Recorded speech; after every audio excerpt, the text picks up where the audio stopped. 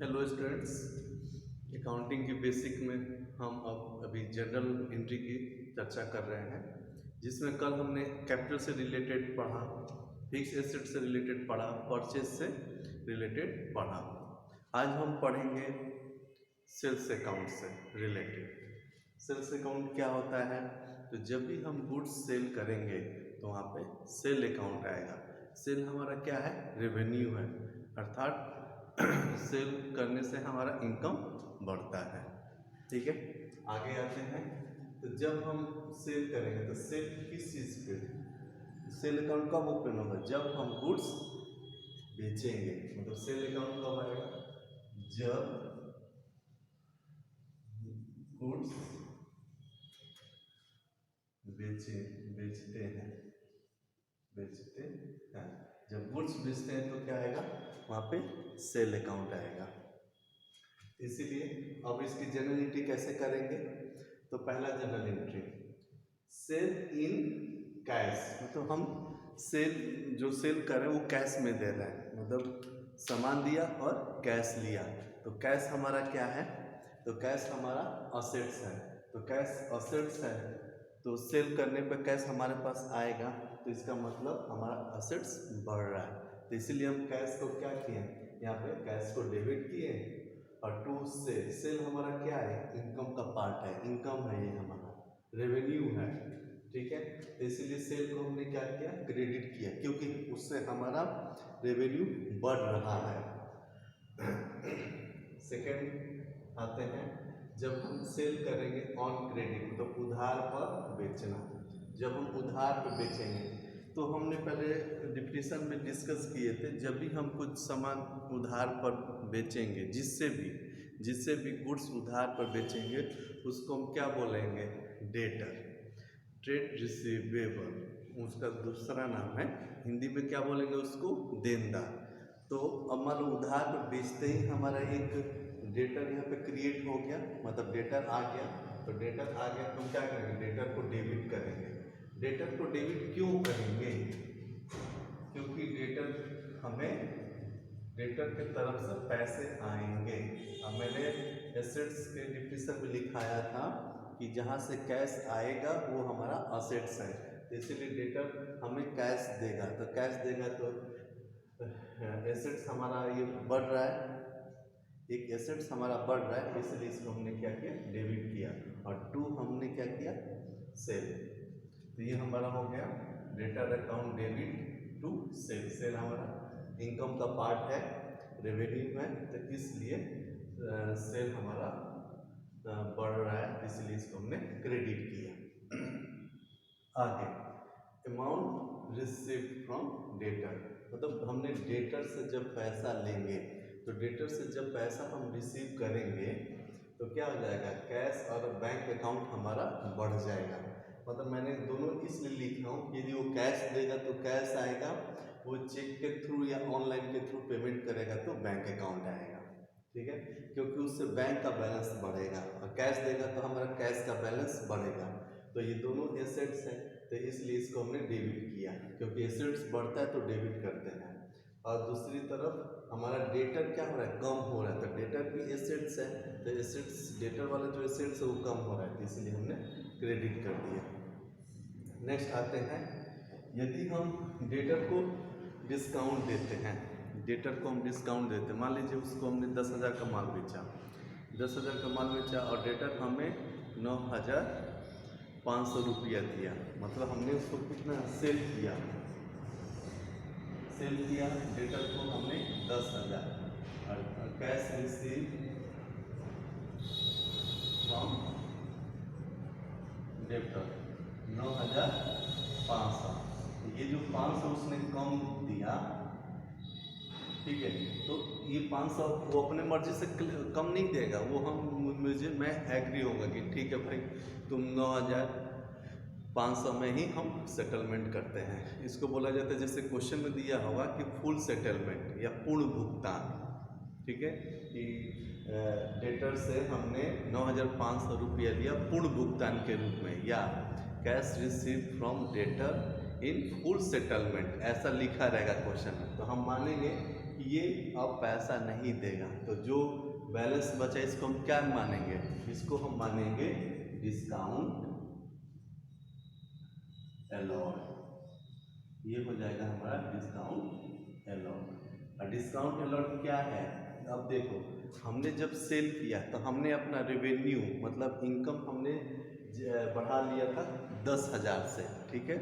10,000 से हम अपने क्या किए, रेवेन्यू बढ़ा लिए।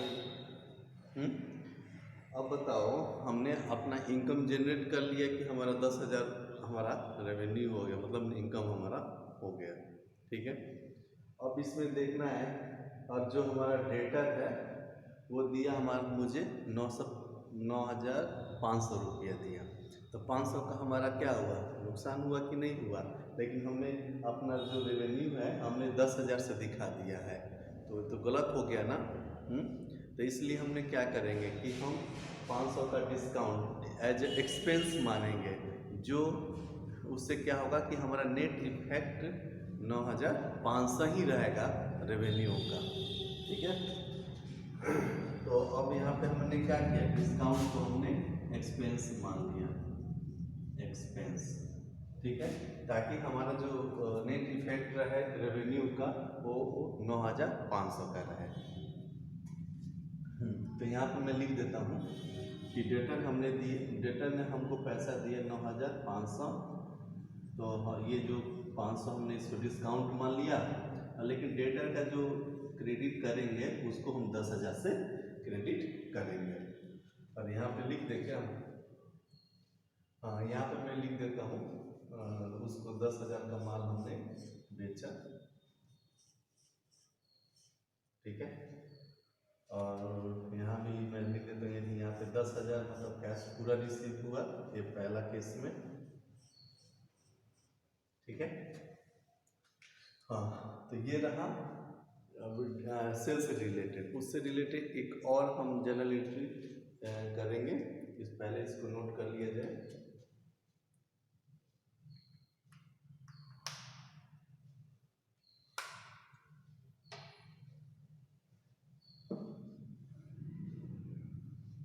चलते हैं और नेक्स्ट जनरल एंट्री के ऊपर।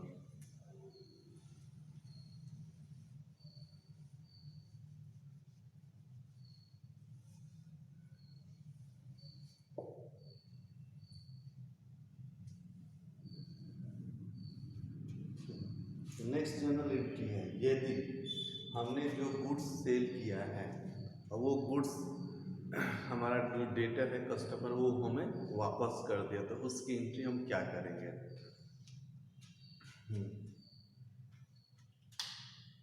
डी के बाद ई आता है, तो ई वाला पॉइंट हो गया, जब गुड्स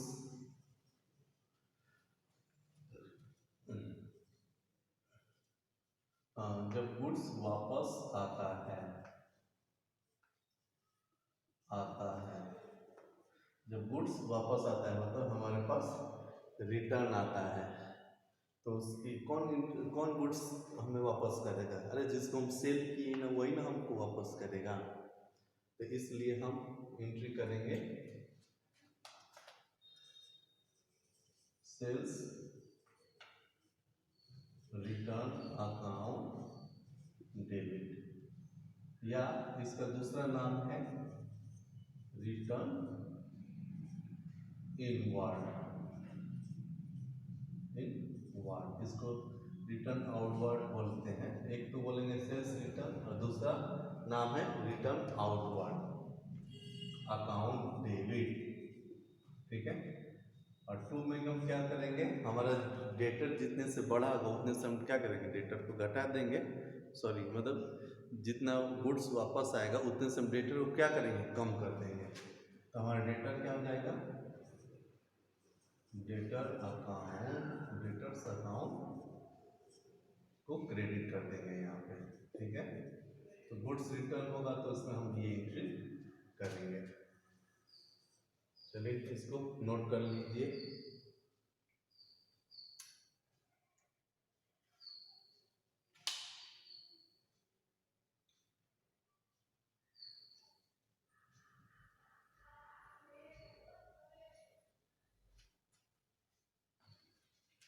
चलते हैं नेक्स्ट टॉपिक के ऊपर।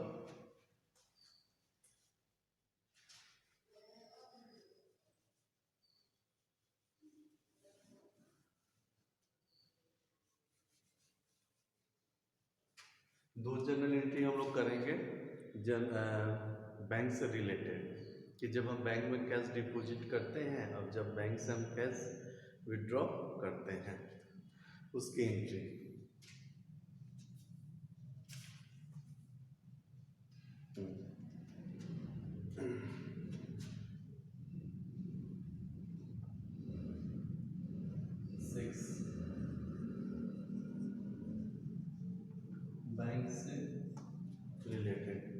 बैंक से रिलेटेड एंट्री से रिलेटेड, इसमें पहला मैं दो एंट्री में बताऊंगा, बाकी आगे एग्जांपल के थ्रू और एंट्री हम समझा देंगे। पहला, जब बैंक में कैश डिपॉजिट किया जाता है, डिपॉजिट किया जाता है। देखो, जब बैंक में कैश हम डिपॉजिट करेंगे तब एंट्री हम क्या पास करेंगे। तो अब देखो, कैश डिपॉजिट करते हैं, कैश हमारे पास कम हो जाएगा, अब बैंक का बैलेंस क्या होगा, बढ़ जाएगा। तो दोनों तो एसेट्स है, तो एक एसेट्स डेबिट हो रहा है और दूसरा एसेट क्रेडिट होगा। तो पहला क्या होगा, बैंक अकाउंट डेबिट, ठीक है, और टू क्या हो जाएगा, कैश हमारा कम हो गया, इसलिए कैश को हम यहाँ पे क्या करेंगे, क्रेडिट करेंगे। बी नंबर, जब बैंक से कैश निकाला जाता है, मतलब हम बैंक से क्या निकाल रहे हैं, कैश निकाल रहे हैं। तो एंट्री क्या पास करेंगे, तो कैश जब निकालेंगे तो कैश हमारे पास आ जाएगा, मतलब कैश बढ़ जाएगा, तो कैश को डेबिट कर देंगे और बैंक का बैलेंस क्या हो जाएगा, कम हो जाएगा, तो बैंक अकाउंट को क्या करेंगे, क्रेडिट कर देंगे। देखो, हमें डेबिट क्रेडिट रूल को फॉलो करना है हर ट्रांजेक्शन के साथ, हर ट्रांजेक्शन के पीछे हम क्या करेंगे, डेबिट क्रेडिट रूल को फॉलो करेंगे। यदि नहीं करेंगे तो मुश्किल हो जाएगा, तो जनरल एंट्री नहीं हो पाएगा, ना लेजर बनेगा। तो और सबसे पहले जनरल बनाए या लेजर बनाए, ठीक है। तो सबसे पहले हम क्या देखेंगे कि एक ट्रांजैक्शन में कितने अकाउंट इफेक्ट हो रहे हैं, फिर दूसरी बार क्या देखेंगे, नेचर ऑफ अकाउंट देखेंगे, फिर अकाउंट घट रहा है कि बढ़ रहा है ये देखेंगे, और उसके हिसाब से डेबिट और क्रेडिट करेंगे दोनों अकाउंट को। अदरवाइज बहुत मुश्किल हो जाएगा, इस चीज़ को फॉलो नहीं करेंगे। स्टार्टिंग में इस एक एक ट्रांजैक्शन के साथ इस चीज़ को और इस मेथड को, इस बात को फॉलो करना है, अदरवाइज मुश्किल हो जाएगा जनरल एंट्री पास करना और लेजर भी। तो इसीलिए ध्यान से सोच समझ के बनाना है, भले 10 मिनट लगे, 5 मिनट लगे या 15 मिनट लगे, एक पहले धीरे धीरे होगी अकाउंटिंग, जब आदत हो जाएगा और एक अंडरस्टैंडिंग हो जाएगी तो दिक्कत नहीं होगा। जैसे कि हम जब बाइक सीखने की कोशिश करते हैं तो हर जगह सोचना पड़ता है कि स्टेटर कितना ले, क्लच कितना ले, गियर कैसे बदले, ब्रेक। लेकिन जब हम प्रैक्टिस करने लगते हैं और रेगुलर 1 महीना तक हम चलाने लगे तो अपने आप ये हो जाता है, मतलब अपने आप गड्ढा देखते ही आदमी स्लेटर छोड़ के क्लच लेके ब्रेक दबाएगा अपने आप, उस समय उतना, क्योंकि वो प्रैक्टिस हो चुकी है। उसी तरह से जनरल एंट्री में ये सब पूरा रूल को ध्यान नहीं दे, अपने आप वो रूल दिमाग में जाएगा, आएगा एकदम खटाखट। इन ट्रांजैक्शंस देखते ही हम जनरल एंट्री पास करने लगेंगे। तो ये बहुत मुश्किल चीज़ नहीं है, लेकिन स्टार्टिंग में थोड़ा थोड़ा ध्यान देना पड़ेगा। चलिए नेक्स्ट टॉपिक पे हम आते हैं। एक सेकेंड, अब हम नेक्स्ट टॉपिक पे आते हैं, हमारा एक्सपेंसेस। तो एक्सपेंसेस क्या है, तो expenses the cost incurred for generating revenue, मतलब हम रेवेन्यू मतलब तो आय का सोर्स है, ये आय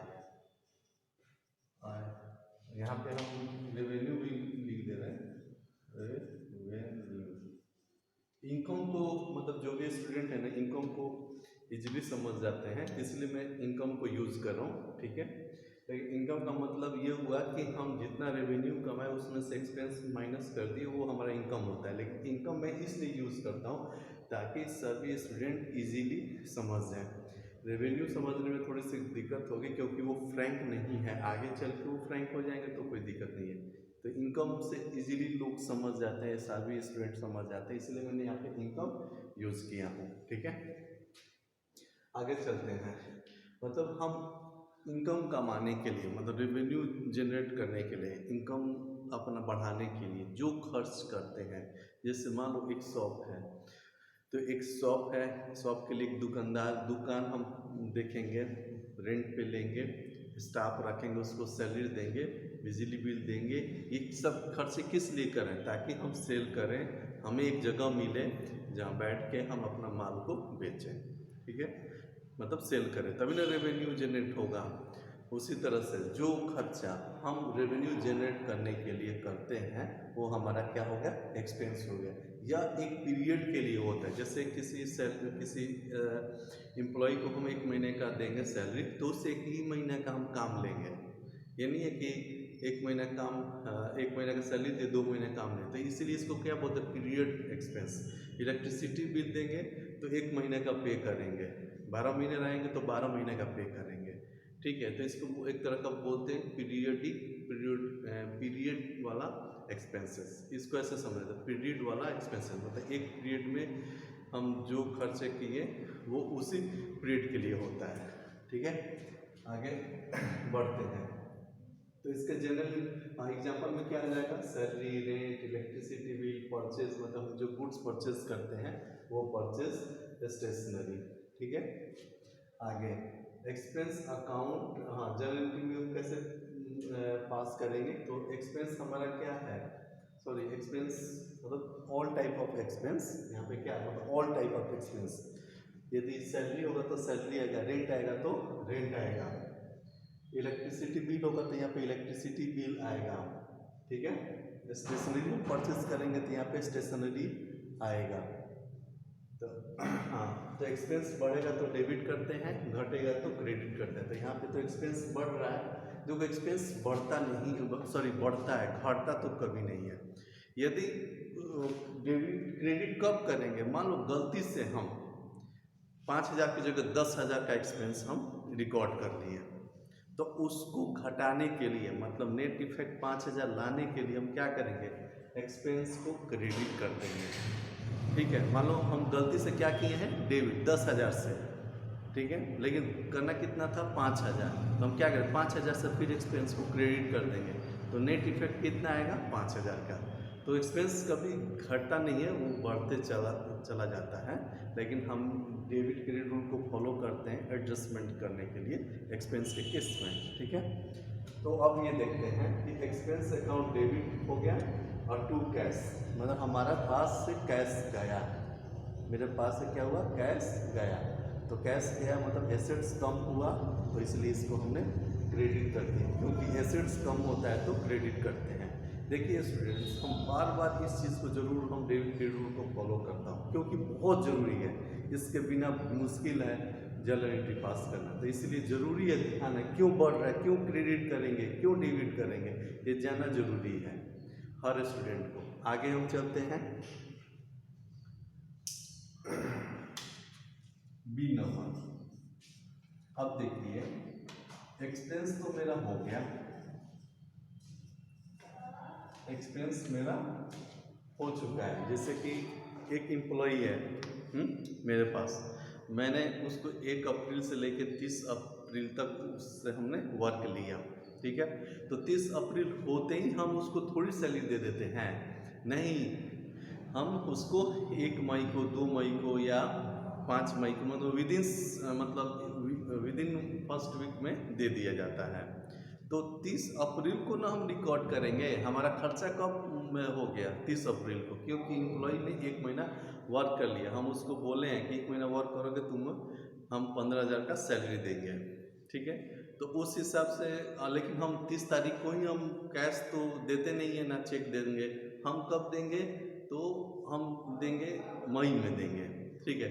लेकिन 30 अप्रैल को एंट्री हम पास करेंगे ना, अपना खर्चा तो बुक करेंगे, तो इसीलिए खर्चा तो बुक करना नेसेसरी है 30 अप्रैल को। तो उसी तरह से मतलब हमने एक्सपेंस कर लिया। मैं यहाँ पे एक्सपेंस का नाम लिख देता हूँ सैलरी, मतलब हमें सैलरी देना है, सैलरी अकाउंट डेबिट, ठीक है। मतलब एक्सपेंस हमारा हो चुका है, ठीक है। सैलरी तो हमारा एक्सपेंस हो चुका, लेकिन हमने उसको पैसे नहीं दिए, तो एंट्री क्या पास करें?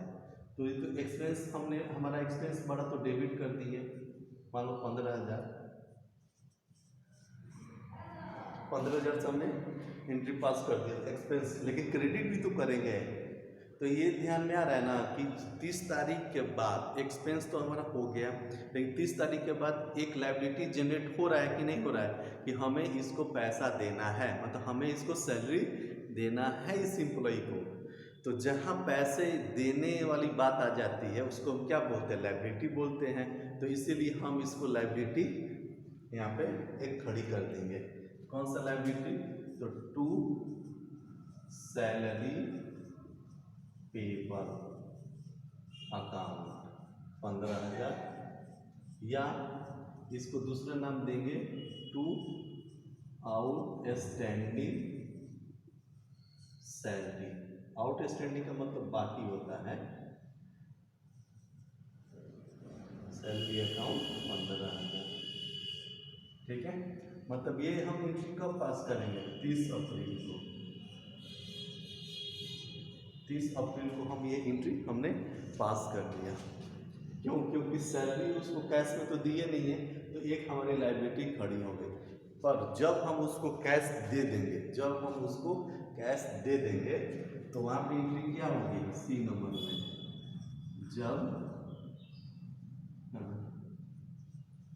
जब कैश दिया जाएगा, दिया जाएगा किसको? मतलब एम्प्लॉय को,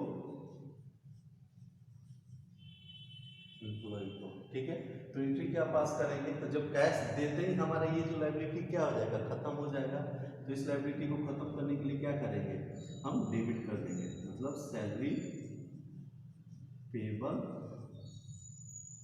अकाउंट डेबिट कितने से? 15,000, और टू हमारा क्या हो जाएगा? कैश हमारा कम हो जाएगा। कैश कम होते ही हम उसको क्रेडिट कर देंगे 15,000 से हमारा कैश कम हो गया। तो कैश हमारा एसेट्स है, एसेट्स कम होता है तो क्रेडिट करते हैं, और लायबिलिटी हमारा कम होता है तो डेबिट करते हैं। तो इतना तो समझ में आ गया कि कैसे एंट्री हम पास करेंगे, ठीक है। ये हमारा हो गया एक्सपेंस से रिलेटेड कुछ एंट्रीज, ठीक है। आगे चलते हैं, इनकम से रिलेटेड कुछ एंट्रीज पढ़ेंगे। अब आते हैं हम नेक्स्ट टॉपिक के ऊपर, मतलब इनकम मतलब रेवेन्यू के ऊपर आते हैं, ठीक है। रेवेन्यू मतलब वो एक्टिविटी जिससे हमारा इनकम बढ़ता है, हम जो आय का सोर्स है, ठीक है। तो उसको हम रेवेन्यू और इनकम बोलेंगे, ठीक है।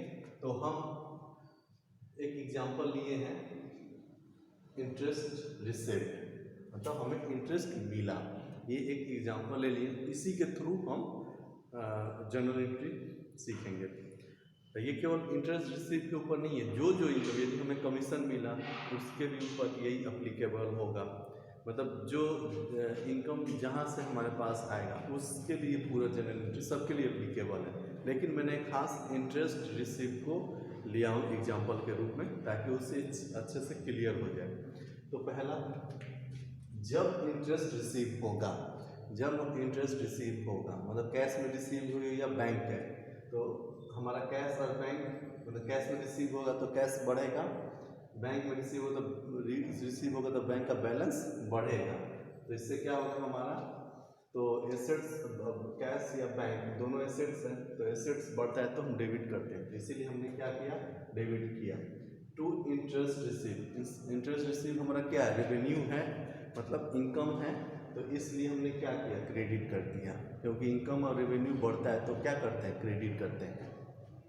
आगे बी नंबर, अब देखो मान लो हम फिक्स डिपॉजिट किए हैं कुछ पैसा बैंक में, तो वो क्या होता है कि 5 साल के लिए किए हैं या 6 साल के लिए या 1 साल 6 महीना जितने दिन के लिए किए हम, तो जब हम फिक्स डिपॉजिट मान लीजिए 2 साल का किए हैं, तो उसमें जो इंटरेस्ट होगा ना वो उस फिक्स डिपॉजिट में क्या हो जाएगा, ऐड होते चला जाता है, वो हमें मिलता नहीं है।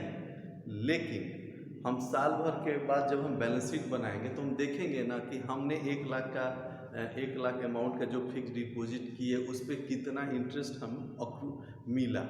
भले हमें कैश में नहीं मिला लेकिन अर्न तो किए ना, तो उसी को बोलते हैं interest earn but not received. अब इसकी एंट्री कैसे करें, कैश तो मिला नहीं, तो इसीलिए यहाँ पे एक एसेट जनरेट हो जाता है, उसका नाम है इंटरेस्ट अक्रूड अकाउंट डेबिट। मतलब इसलिए हमने डेबिट किए एसेट्स को, इंटरेस्ट अक्रूड। इंटरेस्ट अक्रूड का मतलब हो गया interest earn but not receive, हम कैश में रिसीव नहीं हुआ है, ठीक है। तो इसलिए हम लेकिन एंट्री तो पास करेंगे ना, रेवेन्यू तो हम आज मानेंगे ना कि इस साल हमने 1 लाख के फिक्स डिपॉजिट पे इतना इनकम कमाए हैं, तो इसलिए interest accrued account debit to interest receive account. तो इंटरेस्ट ये हमारा रेवेन्यू हो गया, ये इनकम, ये हमारा एसेट्स हो गया। एसेट्स क्यों, क्योंकि यहाँ से कैश आएगा, मेरे पास अमाउंट आएगा।